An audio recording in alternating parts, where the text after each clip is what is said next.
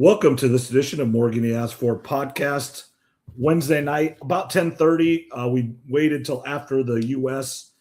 wins and gets to the round of 16 for the first time since 2002 with their 2-0 win over Bosnia and Herzegovina. I'll be honest, I didn't watch it. I followed it on my phone. I was at a baseball game tonight. Trev did watch it. We're going to talk about it, what he saw, some of the things we think. Again, I know about 1% of soccer, and Trev knows 2.5% of soccer. So that's how we're going to discuss this. And you know, Trev was off last week and stuff, so maybe just a little bit more of his insight on the world coming to America. And you know, I kind of gave my take on it and everything, but all the fans and what everybody is thinking of the U.S. right now. So welcome, Trev. Interesting night.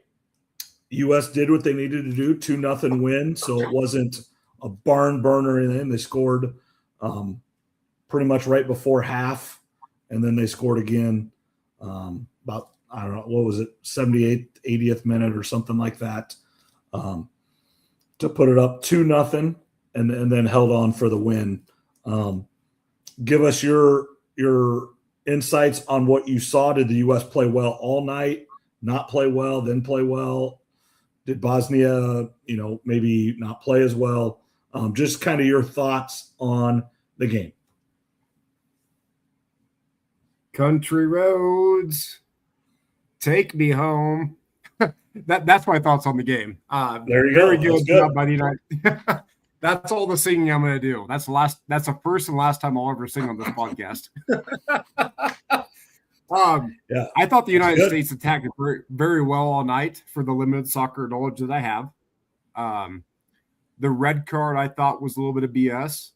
We'll see. I don't know enough about soccer to know if it's actually a good red card or not. Most people seem upset by it, but most of the people that are upset by it are Americans or fans of America. So, you know, there's some biasism going on there, but just a lot of people, Nick Wright spoke about this too on First Things First. America could not lose this game. No. They had a lot of pressure on them tonight. Yes, they did. It's one of the most important moments in American history, and we're not going to win the World Cup. Most realistic people give us about a 3 to 6% chance to win it. Yep. But moving on to the round of 16 and hopefully the Elite Eight, as I like to call it, like we do in March Madness, that's the goal. And then everything beyond that is kind of it's just extra credit, right? Yeah, I would say right now, getting to the round of 16, Sweet 16, if you want to call it, if we want to go to the NCAA tournament, is probably what we needed to get to. Now we are kind of like the Hawkeyes. Well, now we're playing a team that we can beat. We're not playing France. You know, you never know how it's going to work out in the whole World Cup. We might be playing France right now, but we're not. So now we have a chance, just like Iowa did against Nebraska, to get to that Elite Eight, you know, or actually Iowa, you know, they, to get to that Elite Eight game against Illinois, you know. So, you know, when you're facing a team that you can beat, now you're going to have to play really well. I don't know much about Belgium, but everything that I've kind of heard and just seen that is another great chance to win. Not a guarantee. You have to play well. You have to do things the right way, but it's a game you shouldn't feel like you got no chance. Like if you were playing France or Argentina or one of those teams that probably going to win it all. Yeah, I know most people think that the game versus Belgium, or our chances, I should say, France and Argentina are kind of a class above everybody else. And then we're in that next tier of teams, if you want to call it that. Okay. And the Iowa comparison I like, but you went basketball. I kind of like to think about football-wise. You know, Iowa football, when we're at our best, we can't win the national title. Right. But we can beat anybody on a given Saturday. Yep. Yeah, I agree. I mean, just like last year, you know, how close were they to beat Oregon? They probably should have beat Indiana, who did win the national championship. So, yeah, that's kind of what America is. Yeah, and it's on home soil. Monday night in Seattle, which just for my viewing and just observations, I think that's a great town to have it in. They like soccer up there, I believe, and that stadium up there. Are they playing it in Husky Stadium or where the Seahawks play? I believe they're playing it where the Seahawks play. Okay. I'd have to double check that, but good question. It should be. I'm clicking. I would sure think it's probably where the Seahawks play. I would think so, and I don't know. My link's not telling me, but that would be my guess, obviously. Yeah, and Marshawn Lynch has had runs there that registered on the Richter scale, so that place can rock and roll if U.S. gets in a rhythm and goes. So maybe Belgium might not know what's coming. That's probably the most fun thing about the World Cup is the announcers and the crowd. Like when somebody scores, whoever it is, not even America, but when somebody scores, it's amazing. The announcers freak out. They're screaming. The announcers, to me, I would compare them to WWF announcers way back in the day, because you probably watched WWF growing up, like I did. Ross and yeah. They made the event more special by how they spoke and how they yelled, and that's how I kind of feel with the announcers in the World Cup. I mean, every goal is just, it almost triggers like a earthquake. It feels like at all these stadiums. Like it's a lot of fun to watch. I know you text that you've been watching some games and you thought it's been more fun than you would have expected it to be. Like it's pretty exciting, to be honest. Oh yeah, and then those penalty kicks. And the other day, who got upset? Well, Morocco beat who they beat, and Morocco is actually, I think, ranked higher in the world. They beat my ancestors is who they beat. Yes, that's right, and that's absolutely right. But it was like both teams couldn't make a shot on the penalty. I mean, they both messed up, and then obviously, and the Netherlands. Now, the only thing about that, and I know it's your ancestry, you're very Dutch, and we've got a lot of Dutch people around here, but I will say this. The Dutch are freaking craziness, that left-right dance, whatever they do, and the amount of people they had in Kansas City and wherever they were in Mexico that last game, they're nuts, and there is a lot of bars, restaurants, hotels that are not happy they are out. Probably a lot that aren't happy. There's some that are, depending on what crowd they got, of course. Yeah, absolutely.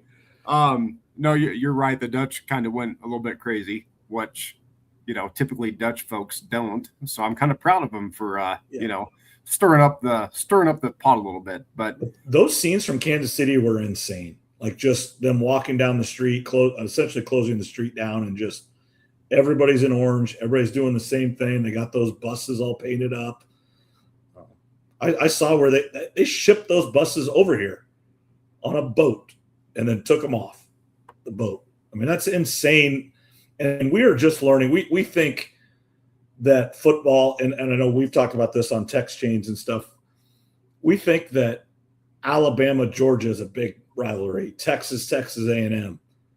No, it's not, because that's still only one region of the country.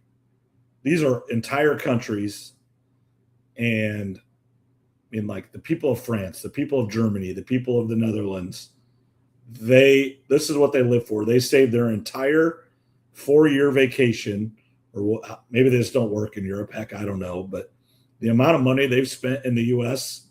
this year. And even the smaller, like Bosnia, there's a lot of Bosnian people around Des Moines. Like when I worked for my dad, there were a lot of contractors and different businesses that were Bosnian. I mean, they paint, they do drywall. And that's just Bosnia. And then the Ivory Coast, it's just craziness. And the U.S. is a melting pot. We have people from everywhere in this country, but then they've traveled here too. And every country, Cape Verde, who's really small as well, had a great contingent. I mean, Norway's nuts doing the row the boat, and it even made it little bit better with Victor Hovland winning the golf tournament. They're in Boston where they were kind of at. It's just been super awesome to see the world. And this might actually help soccer in the U.S. And we might actually get it. And I don't know where it's at next time, but I could see the U.S. having many more fans travel to where this is. Even if they're not huge soccer fans, just go and experience it and try to reciprocate what these fans did for the U.S. 1,000% agreed. We will host this again soon, Yeah, I think. I think they're going to make a waiver, and I think because there's a whole bunch of reasons that countries can't host, and I think it's like 38 or something like that, and I'm pretty sure it's going to come back. Because the thing is, we don't have to build anything. We just do it already. We have all the stadiums. There's 10 stadiums out there that aren't being used this year that we could use. Chicago, Minneapolis, Detroit. Nashville's going to have a brand new stadium. Vegas. I mean, we've got all kinds of these places that could host all this stuff just as easy as the ones that are. So it wouldn't have to be burdened on the same cities to do it again if they don't want. Yeah, absolutely. We've got more than enough stadiums to host these events. Yeah, and then you still use Canada a little bit, and you still use Mexico. I mean, you just do the same thing again, and that's fine because the El Azteca is an awesome stadium to watch.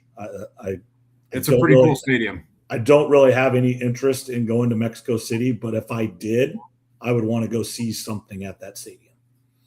Yeah, with the mountain in the background. Yeah. Like it's a pretty cool scene.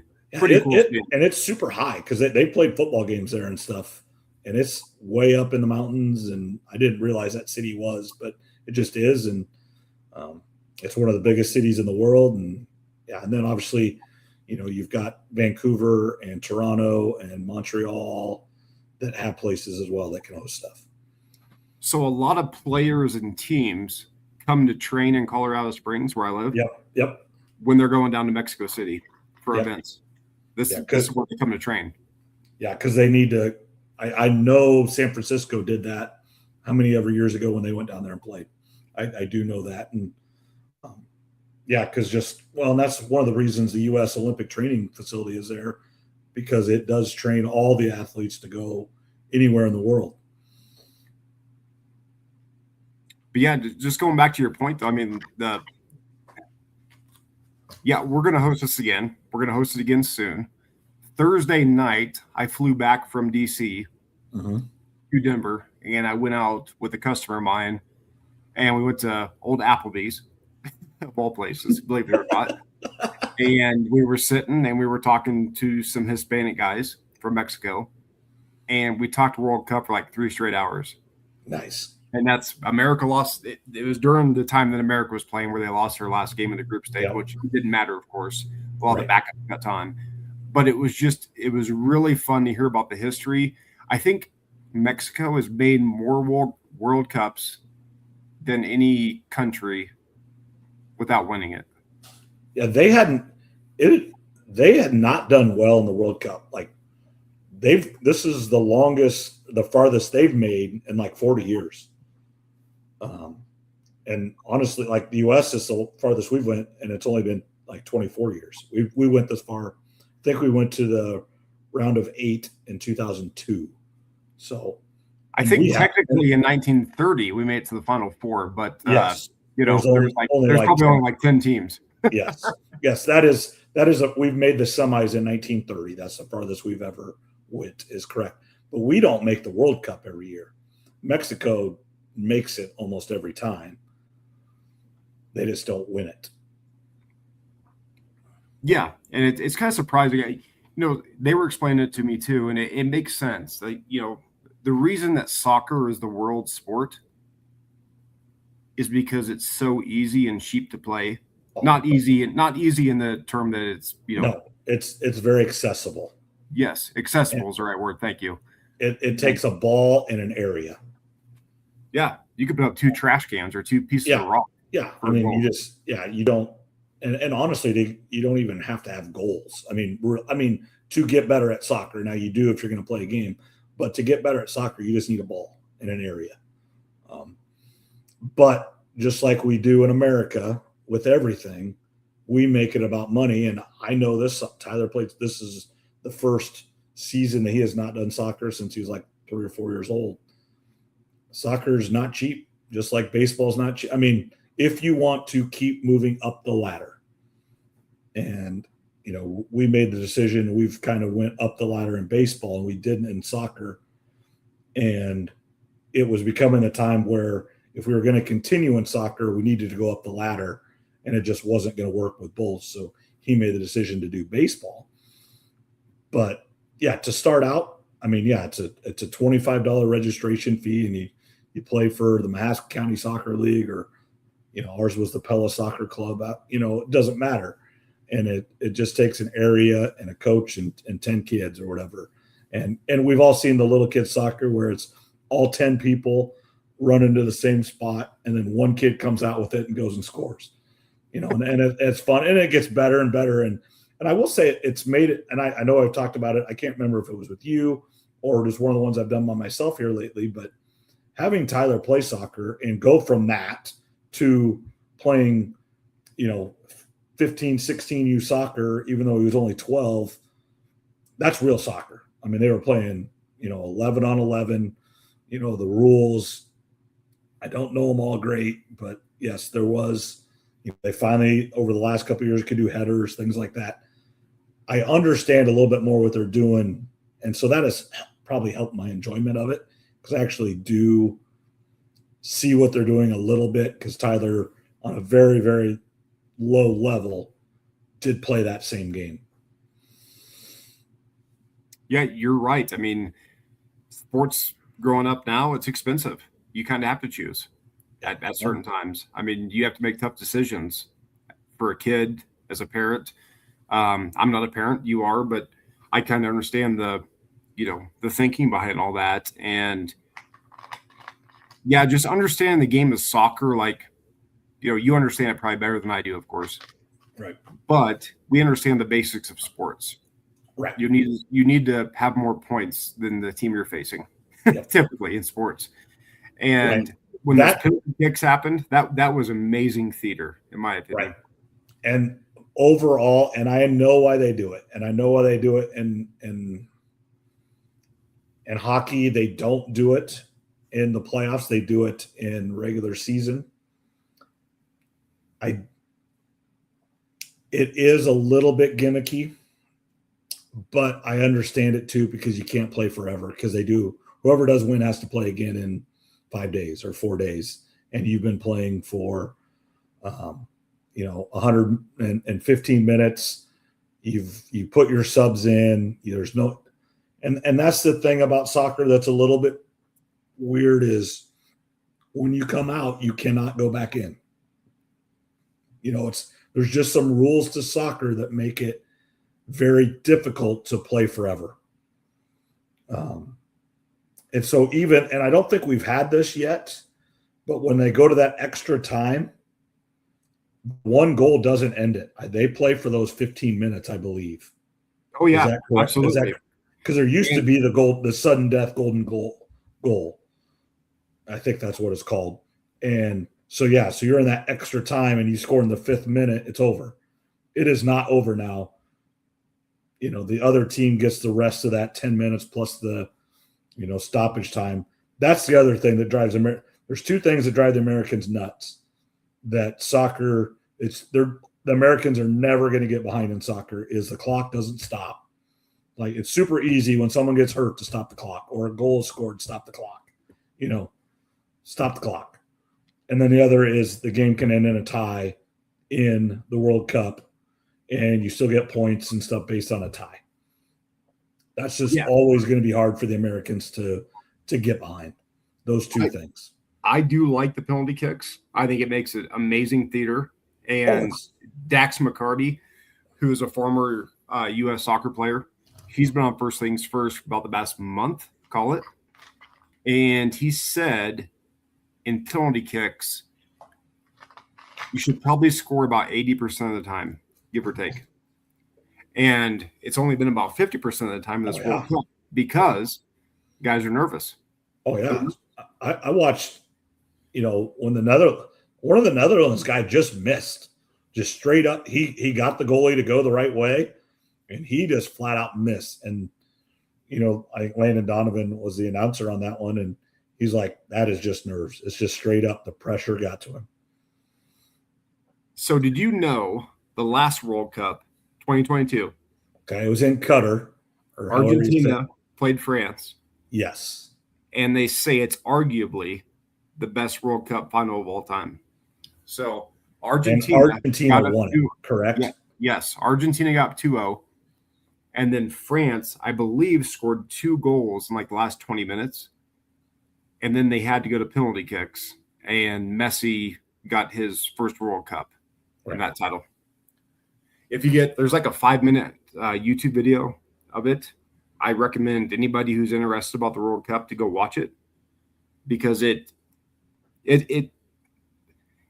like the Super Bowl and like the college national championship, they don't even compare to this, in my opinion. No, it's not close. 24 million people watch the U.S. versus Turkey, I believe.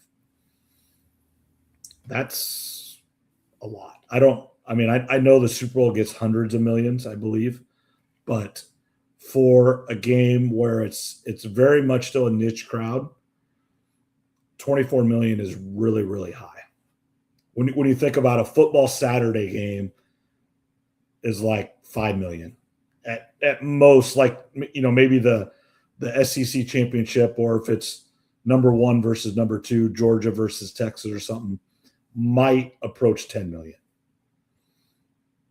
Yeah, for us as Iowa and Iowa State fans, I mean, there's a lot of Saturdays it's like 5, 6, 700,000 viewers for our team. It's 1 million for if you hit 1 million viewers, unless you're playing Iowa versus Iowa State, then you're going to get like 5 million, I think, is the view, just because you get usually it's a national audience. It's on Fox or it's on a bigger. But if you're playing that ESPN 7 o'clock or FS1 2:30, you're talking 1 million people. That's it at most. Yeah, so I think the last Super Bowl got like 130 million viewers, call it that. And there was some soccer game. I know we talked about it. We talked about it on this podcast. I think it was Portugal and someone else that played either the night before or the day after the Super Bowl. And it got 750 million viewers worldwide. Right. Right. And probably that 130 million people is just in the U.S. I know because I know that was a big thing with the ratings when it was Toronto versus the Dodgers last year, is all the Canadians, like when they do the percentage share and everything, it was no Canada numbers. I don't know why that is. I'm sure they can go add it in later, but when they get that instant feedback, it is only America. Well, you know why it is. It's your favorite saying. It's all about money. Oh yeah, they don't want to say it. They don't want to say. There's a money reason involved. Yeah. Oh yeah. Yeah. Money's the answer. There's levels to this shit. Those couple of sayings. Yeah, no, but I mean, but it's true though. Like 750 million viewers, like that's insane to think about. Right. Yeah. And that was just a regular. I think I could be talking on my you know what here, and soccer fans would probably be pretty upset with me and you for how we're not educated, but a regular season game, I think. Right. I don't know. I mean, maybe I'm wrong, but so could you imagine what the World Cup final this year would be, regardless if the United States makes it? Right. Just think it. Let's say it was the U.S. versus France. I don't even know if that's possible. I have no idea how this works. I don't know if it's a true bracket or if it depends on they re-rank it. Like France is the best team in the world. There is a bracket, yes. Okay, so let's just say it is the U.S. and France for the final. Would it be like 400 million in the U.S.? So, just to let you know, I don't think that matchup is possible. I could be wrong. Right. But I get your point, though, of course. Or okay, let's say it's Argentina. It doesn't really matter who it is. If it's U.S. versus Argentina or France, the two best teams in the world. How about USA versus Mexico, our neighbors to the south? That would be insane. Yeah, that would probably even be bigger. Almost every household in America would watch that has any interest in sport. How could you not? I mean, it's like you and I both said it. We don't know the full rules and we don't fully understand soccer, but it's fun to watch. I mean, it's very exciting. I'm pretty sure that day. How do you not get into it? Is my thought. Yeah, I agree. I believe it's July 19th is the final, and that is the final day of the British Open. So the day is perfect. You wake up, you watch the British Open, and then you watch the World Cup final. It's a great day. So speaking of July 19th, I'm going to speak of July 18th. Yes, and I meant to text you this. I got a little mail from you. Yep. That you're getting married on that day. I am. And I'm going to be in Chicago with my family on a family vacation, but it was just kind of funny that you brought that up on that weekend. Yeah. No, that is. It's so the British Open is going to be going on, and it will probably be on. We're just going to hang out, and we're getting a little we're older, and it's not our first weddings and stuff, and we are having pizza and beer in the reception app. We're just going to have around, just people are there, hang out, have some pizza and beer, just like we would on a normal Saturday night if you're hanging out and stuff like that. So it's going to be pretty low key, but nothing too fancy, but it'll be a really good time. Good for you. That's the way it should be. Don't overthink it. Don't overdo it. Pizza and beer. That's how can you go wrong with that? Like what's more? You can't really. What's more American than pizza and beer? Right. Exactly. So it should be a great time, and then home for a few days, and we're off to the Caribbean for a week. So it'll be, and then summer's over because then it'll be August, and it'll be about time to go to school. Well, hey, we're about right now I think we're 7 weeks from college football. Oh yeah, I mean it's crazy. I mean today is July 1st. The summer has been crazy, and it's amazing. I'm still old school, and actually Zach and Tassel were making fun of me because we always get together and we go to Carroll, and we're going there on the 13th this year, and they were putting out dates and stuff and what dates work, and I don't put any of my calendar stuff in my phone. I just, for whatever reason, like when I put it on my Google Calendar, I get things that come up because, I'll get an email and I click accept and it goes on there and I get it. But I just, for some reason, I can't make myself do it. So I still have a paper, month, I can see the whole month and I write all my stuff in it. One, I think it helps me by writing it down. And then two, I literally today, I open it up and I looked at it and I almost just try to memorize the month. So I just know there's something there. And so for me, I need to see the whole month. And they were making fun of me. I'm like, can't you look at your phone? Because I was in Des Moines at baseball or whatever, I think this weekend with Tyler. And they're asking me, I'm like, I'm going to have to get home. I have no idea. I think that works, but and it works fine. But yeah, I'm old school in that way. I still use a paper calendar I buy every year and write all my stuff in it. Well, there's another reason you and I are I agree with you 1,000% on that, because I've got a erasable calendar, call it, and I do it month by month, just kind of like you do, is what you're saying. Yeah. And I do the same thing. I get Teams meetings or Google. Yeah. And that stuff comes up on my phone, and that's absolutely fine. But yeah, overall, when Tyler's baseball tournaments or doctor's appointments or dentist appointments, or just like today, I had to take Paige. She's got to get her wisdom teeth out. So it was the pre-op, appointment. I write that down. It's not on my phone at all. So yeah, I don't know. It's how I do it. It's probably not the right way, but it's the way I do it. I think it is the right way, actually. It's the right way. Like you said, it makes you pay attention more. I agree with you on that. Same thing. I do the same thing with all my bets for my schedule for the year. I will do it in a Word document on my computer. Yep. And I'll say, and it'll be month by month or bet by bet or whatever Yep. the case is. Because I have to like see it. I can't have it like in my phone. Right. I don't know. I put a lot of things in my notes on my phone. Like if I am somewhere or need anything, I do put a lot of things on my notes. So then I can go back, but then I go put it back in my calendar or whatever if needed. Yeah. I'll put notes obviously in my phone just like you do, but then when I get home, I'll open up Word document on my computer and then I'll type it out because I have to visually see it. Yeah, that's like look at it. I have to look at it in like 24 font. I have to see it. I agree. Maybe we're weird for that, but I got to see it like on a format. Just putting it in my phone, it works, of course, but it doesn't work the way I like it. Right. No, I agree.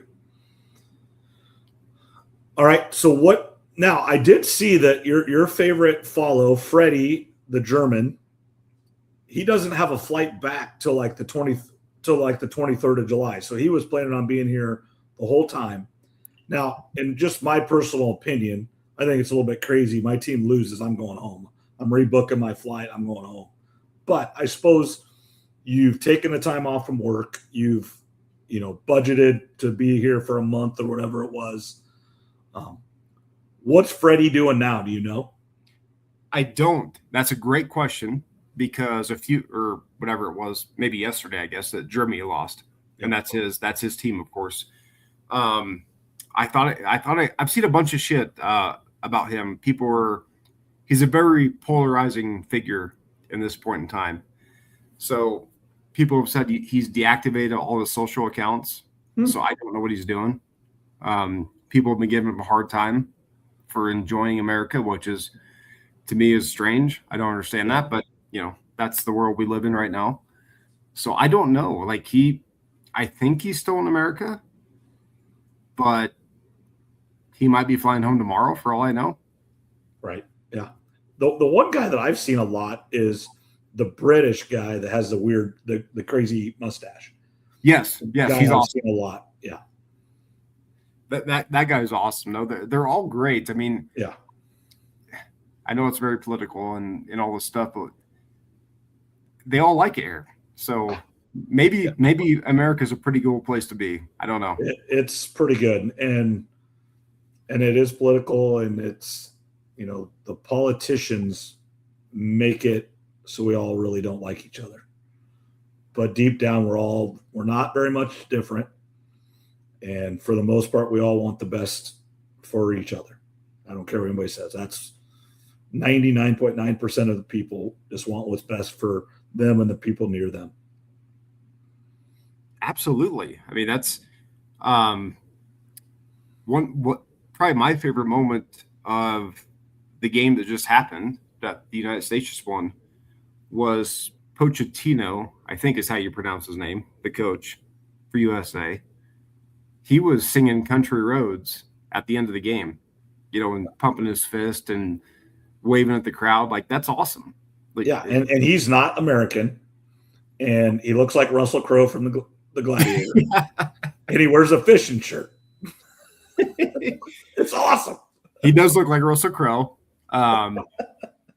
which, hey, that could be a good thing. Russell Crowe is a kind of a bad dude in those movies, but it just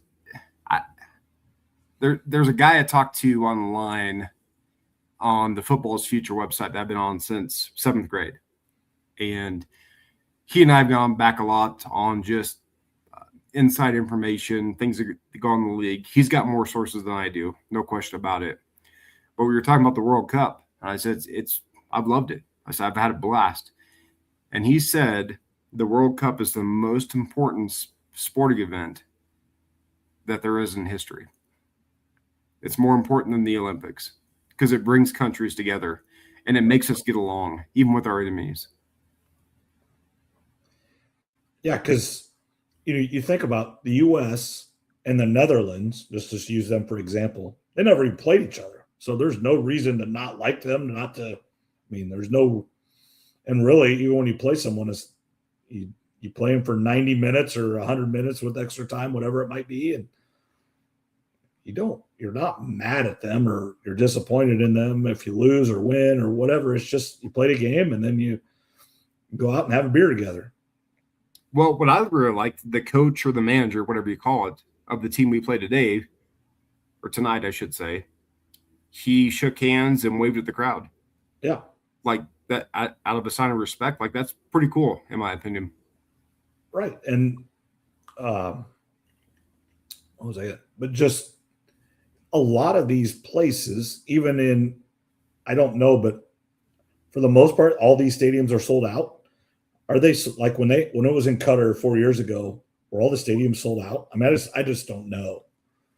That's where I'm a little bit ignorant in this. Good question. Just because that country isn't near as big, like, we can fill up these stadiums if no one from the other countries come. Well, that's a really good question, because some of these other countries that host the World Cup, they don't have the stadiums that we do, like you just mentioned. Right.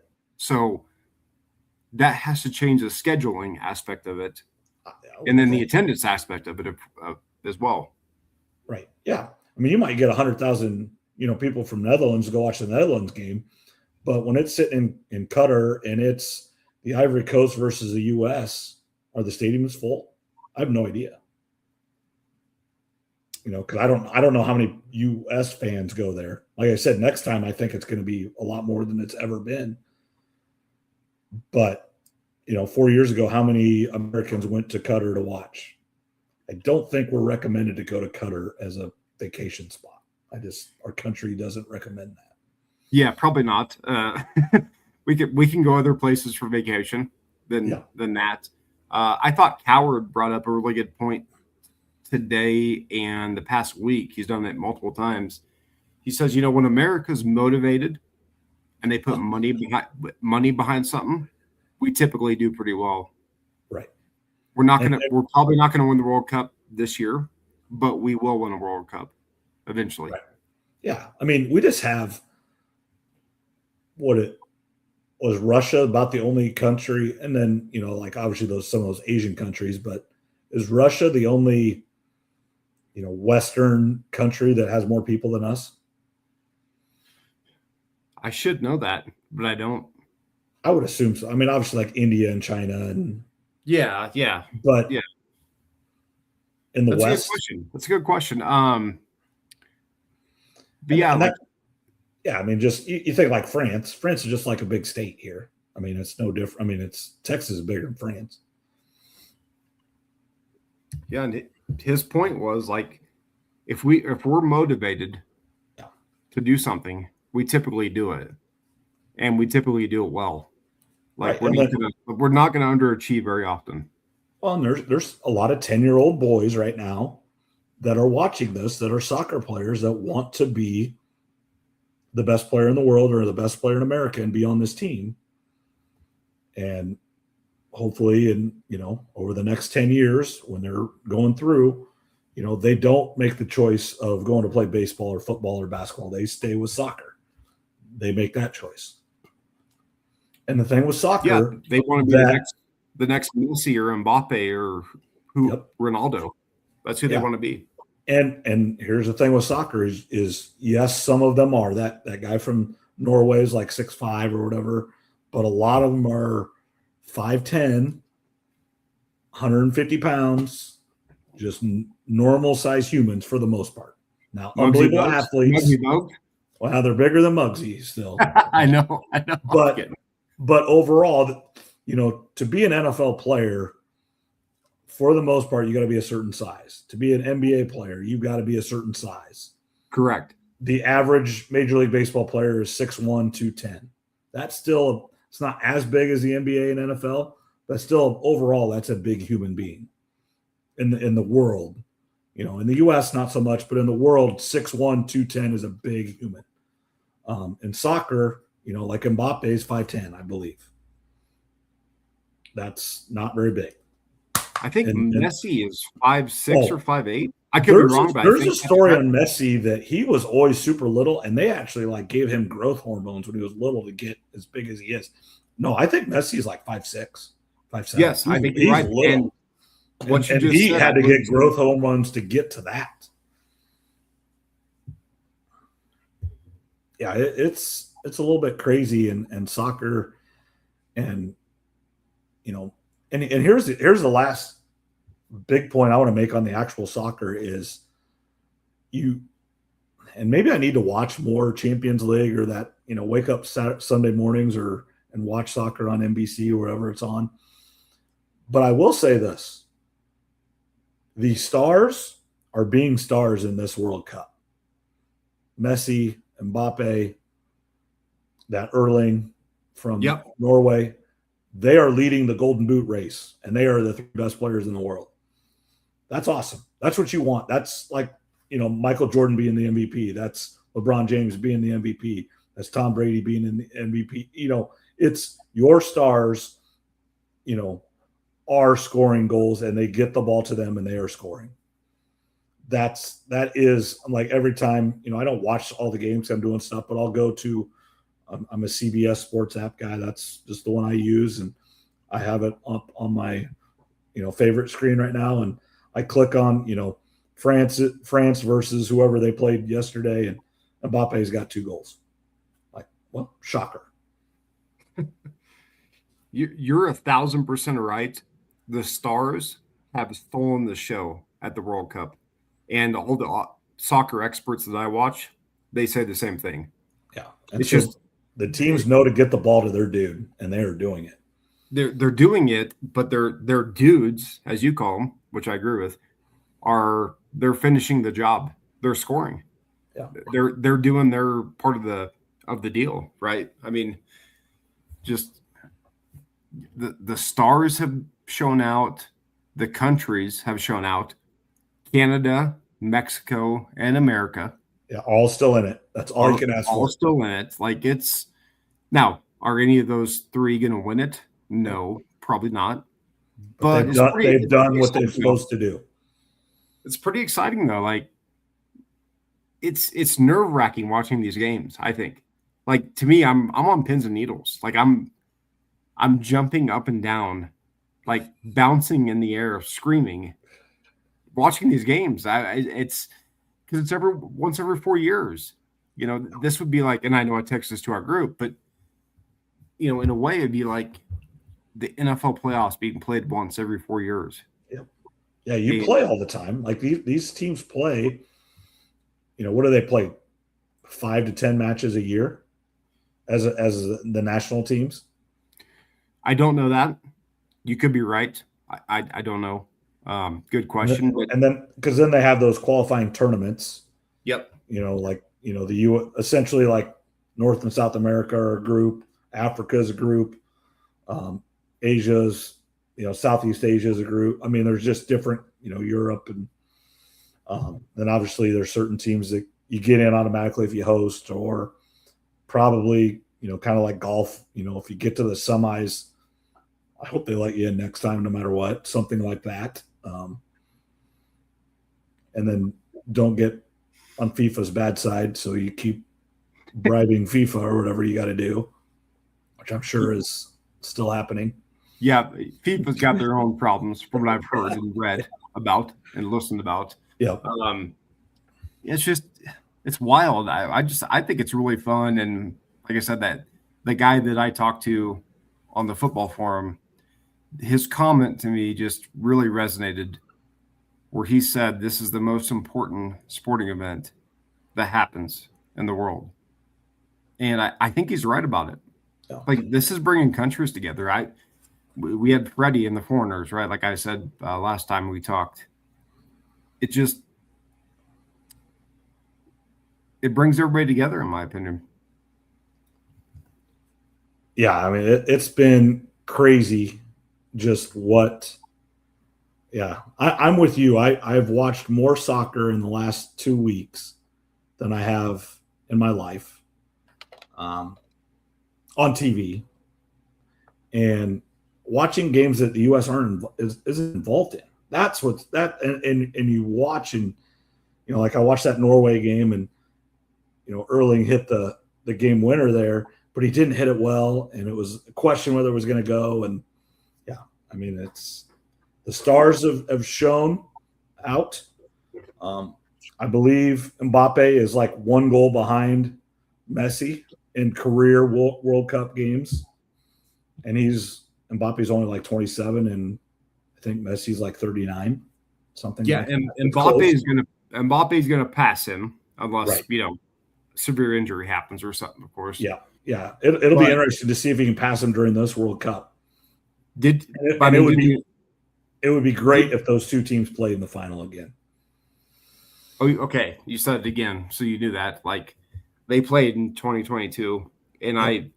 I encourage everybody. There's a 5-minute YouTube clip, and it's probably the most electrifying sporting event I've ever watched on YouTube for 5 minutes. Like, go watch it. I'm gonna go watch it after this. It's amazing. It's like I get chills thinking about it, and I have no dog in the fight, nor do you, of course. Yeah. But go watch it, and just Argentina was out. Well, I don't want to spoil it for you. I mean, you kind of know the outcome already, I guess. But it's just go watch it. It's really good. Will do. So I guess that's our viewer recommendation to watch. Your homework for the week. Go watch that 5-minute documentary on YouTube. 2022 World Cup final. 2022. It's like I think it's like 4 minutes and 60 or 57 seconds. That's close. Whatever. Enough. Exactly. But close enough to 5 minutes, of course. And watch that and tell me you're not a sports fan after watching that. You'll love it. I know you will. But somebody else is like, oh, I don't like soccer and all this stuff. Go watch that and tell me you're not a fan after that. All right. Anything else, Trev? Caitlin Clark in the WNBA, but we don't need to talk about the Mickey Mouse League right now, do we? Yeah, that's craziness. Brendan Sorsby finally, I don't think he's probably actually remorseful, but the right lawyer got to him and said, hey, you need to write this. Yes. So I do agree with you on that. It's, like we talked about last time, he didn't kill anyone. Right. But he messed up. And in my opinion, he should be punished. He should be not allowed to play college football. That's just my opinion on it. Yep. But it's gotten to a point now where it's like, damn, it's like everybody's coming after him, which I get. The NFL told college football, this is your problem, not our problem. Yep. Which, is fine. Well, and then the NFL just said, you're not coming here yet. And the Canadian Football League said, you're not coming here yet. And overall, I think this all could have been done much better if he would have just said from the start, hey, I got a problem. I've got to get it fixed, and not have Texas Tech just beat the drum saying he's going to play, and not, the injunction could have happened, and that's fine. And Texas Tech could have said he will be on the team. We will make the decision if he plays or not. Right now, I don't believe he's going to play. If circumstances change, we'll see. He actually does get through the rehab, do all the things he's supposed to be a good teammate. We will help him in any way possible. And then if he earns that right, maybe we'll play him, or just come out and say, no, he's not playing. He can be on the team. We will support him in every way possible, but he is not going to play for the Texas Tech Red Raiders. He can be a student here, get all the resources that we have, and it's a world-class university and with world-class help. And Cody Campbell can fund all that stuff. That would have been great. And then if he would have decided to go to the supplemental draft, maybe the NFL would have looked a little bit different, just because at least he's owning up to it and the school is owning up to it. But with all the nonsense and the judge and that 20-minute video of the AD and the president and the coach and Cody Campbell, all those guys, beating the drum, hey, he's got to play for us. He's got to play. He's got to play. just hurt him in the long run. And then the threatening to sue the NFL, and he got some. He made an error. He got caught, and then the information was given to him. Whatever lawyer he hired, and the people telling him did not give him the correct information and the correct advice. 1,000% right. And you're not suing the NFL. No, the NFL will win every time and twice on Sundays, and probably 10 times on Sunday. And in my opinion, in this instance, now I think the NFL has done some bad stuff over the years. Oh, yeah, we would all agree on that. But in my opinion, on this instance, the NFL was correct in their ruling. Yeah, don't you think? I mean, absolutely. They just said you haven't shown. And here's the thing: if he is a gambling addict, which he claims he is, that's going to be a struggle for every day, just like an alcohol, a drug, a gamble. I mean, there's all kinds of addicts to anything. It is a daily struggle. You don't just become cured of it. It gets better with time. The longer you're off of it, I do think, whatever that is, but it's a struggle every day. And yes, there's help and everything, but when you become, that's always the thing. College football is structured so much. Like your day is set from the moment you wake up to the moment you go to bed. That team, that school has your day planned every day. Whether you have football or not, your day is planned. You have class, you have weightlifting, you have study sessions, you have team meals, you have whatever it might be. From 6 a.m. to 11 p.m., your day is set. In the NFL, it's much, much more on your own. Yes, you have meetings. Yes, you have practice. Yes, you have OTAs and you have that stuff, but you don't have school.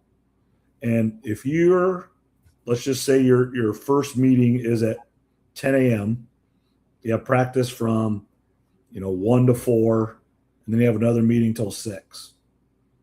Well, if you want to get a workout in or something and you don't do it before 10 a.m. or you're not doing whatever, or meeting your nutritionist or getting a rehab or whatever you need to do, that's on you. They are not going to, they're going to help you. Don't kid yourself, but they aren't going to spoon feed you, and they aren't going to, because guess what? They want the best.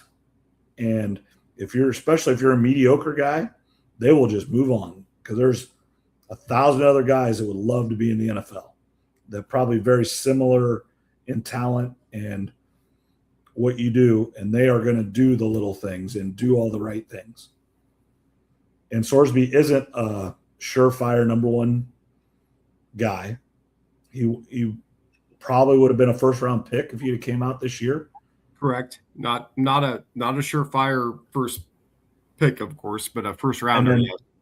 And then next year, not a first-round quarterback because of who's all could be in that draft and who will be in that draft.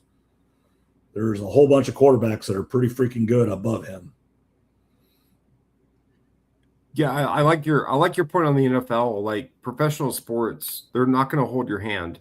Are they going to help you to an extent? Yes. Yeah.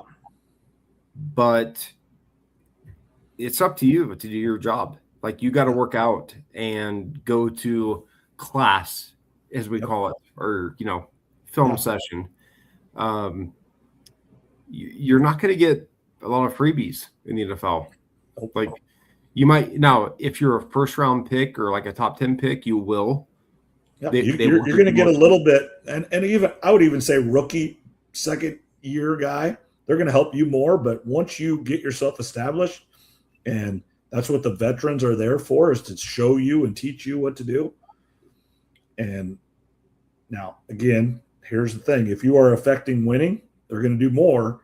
But if you aren't affecting winning, you're going to get cut really, really quick, because that's the thing about the NFL. I don't care who you are. They can cut you very, very soon, and those teams can move on much, much easier than baseball or basketball because of the salary cap and the cutting and everything else like that. Football's just a weird deal. 1,000%. This is not the NBA or the MLB. Yeah. They will give you chances, but if you don't show up and do what you're supposed to do, they'll get rid of you. Yeah. And in my opinion, that's the way sports should be. Yes. You either do your job or you don't, or you work hard or you don't, type of deal. The NBA and MLB, I think they let their players get away with more of that than they should. Not completely, of course, but no. Yeah. They're locked in. It's much more difficult to get rid of a player in those two leagues. Now, a lot of it has to do with the roster sizes are much smaller, and then just the physicality of it. The NFL you can't get married into a guy because he could be career ender tomorrow. Unfortunately, that's just the reality of the sport of football. And for whatever reason, their owners and their collective bargaining is just that way. It's just different. And the NFL is the machine. We talk about it almost every episode here. They know what they're doing. They're in charge of everything, and they're going to do it the NFL way. The shield, as we say, and as they say, is bigger than the player. I do believe in the NBA and Major League Baseball, the player is bigger than their shield. But in the NFL, the shield is everything. Completely. Yeah. The NFL, the shield is bigger than the players.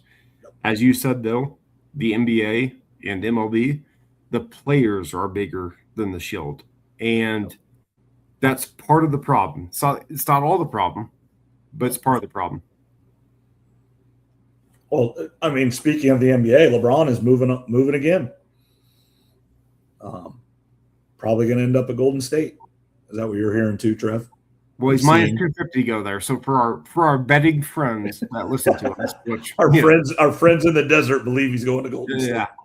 As Brent Musburger always said, my friends in the desert. So for our betting friends, he is favored to go there, but I threw two bets. Yep. I threw a bet on him to go back to Cleveland. Okay. That's where he's from, of course. And then I threw a little bet on him to go, I had three bets, but I threw another bet on him to go to the Miami Heat. I think there's a chance of that. Yep. Totally. I do. I would say it's Golden State 1 and Miami 2. And then I threw a bet on Denver because I live here. So, I had to, right? Yep. It was like 50 to 1. So, it's worth a couple dollars, right? Yeah. But no, LeBron's interesting.